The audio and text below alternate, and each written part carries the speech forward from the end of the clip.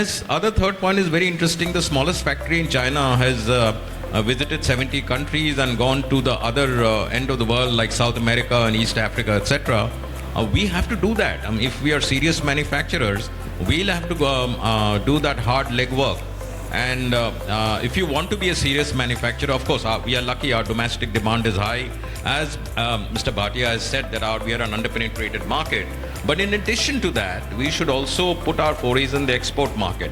The export market typically does two things. One is, of course, it gives you that extra volume which you require for making your own factory more sort of productive and cheaper. The second thing is it gives you an experience and an exposure that you are making a world-class product. Then the will that's been shown by all the manufacturers, there should be a 10 or 15 year plan. And whatever we guys are doing right now for assembly, core component manufacturing is very, very important.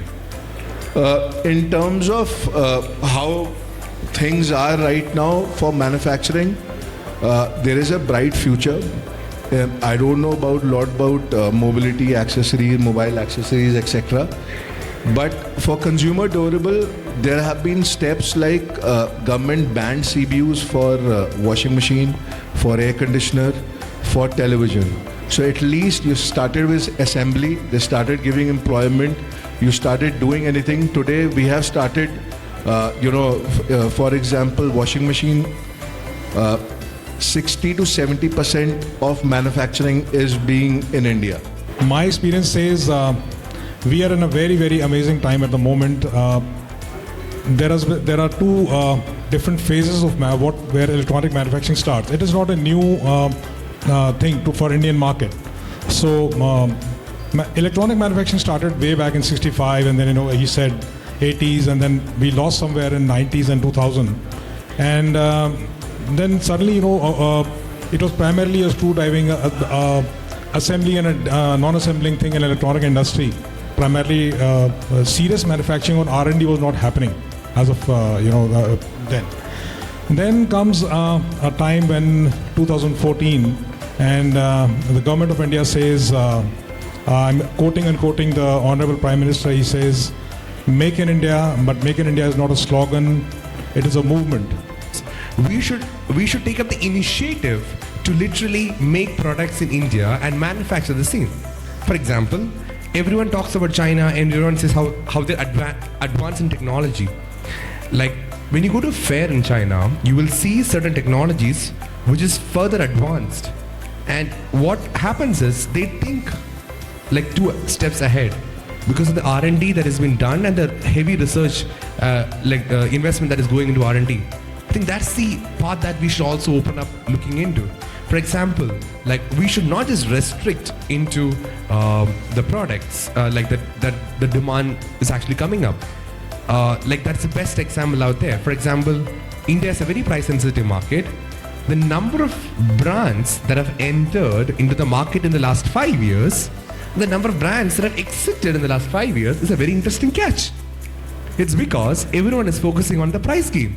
And the price game is not a long run game. Quality is. I have some data points I would like to discuss with everyone so that everybody will understand what is the AI and how we can elaborate our business with the AI to boost our productivity, manufacturing and everything. So there is some data point. If I talk about the market growth, this is expected if we use the AI in a right directions, we have a chance of getting growth of CAGR of 47% year on year, and till the 2020 we grow by, the market cap will be go by in manufacturing only will be $500 billion. It is a huge number for all the manufacturers, because right now what is the challenge with us, we have to understand what is the market going. All the world leaders are going with the AI, and if we represent India has a big manufacturing setups, so we have to understand what is the role of the AI and how we can boost the productivity. If we went to the China, now the China are some of the factories start using human board. It is something new for all of us. I mean human board, this is something we are expected to be happen in 2050 or 2040, but now this is already happening in the most of the factories in China. The laborers are not doing anything, now the boards are doing everything. Indian government ने make in India के अंदर manufacturers को वो एक as दिया जिसके कारण components के इंपोर्ट के ऊपर बहुत कम ड्यूटी किसी किसी पार्ट पे होने के कारण इंडिया में मैन्युफैक्चरिंग जो है वो सस्ती हो गई। दूसरा, इंडियन गवर्नमेंट ने स्किल इंडिया के इनिशिएटिव के अंदर डिफरेंट जगह पे सेंटर्स खोले जहाँ से workforce, trend workforce Indian manufacturers को मिलना शुरू हो गया, जो आज से 20 साल पहले 25 साल पहले तक पॉसिबिलिटीज़ कम थी। तीसरा, डिजिटल इंडिया।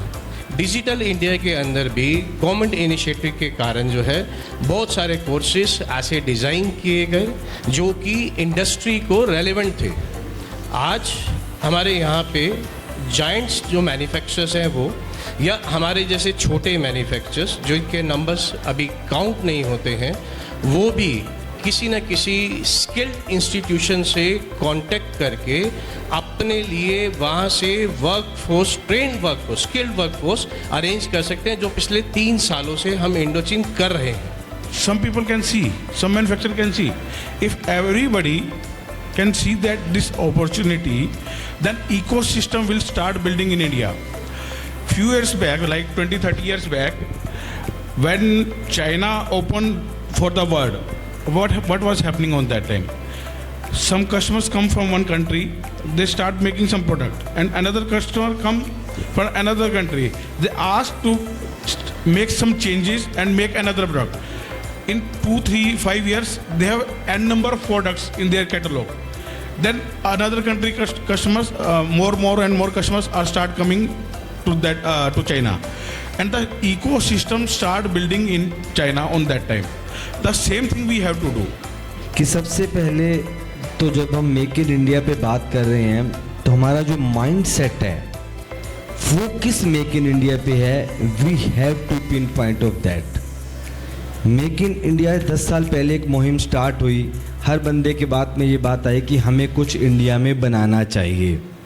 उस बनाने की प्रोसेस में हमारे पास सबसे जो शक्तिशाली चीज़ है, इंडियन के पास सब कुछ है, दिमाग भी है, दिल भी है, पैसा भी यहाँ बहुत है, बट हमारे को अपनी एक लाइन चूज करनी है। इधर we have a brand that in make in India, इधर we have a manufacturing unit, we make the goods make in India, इधर we have a research and development by India, may be make in India or maybe outside India, and the last thing, sourced by India.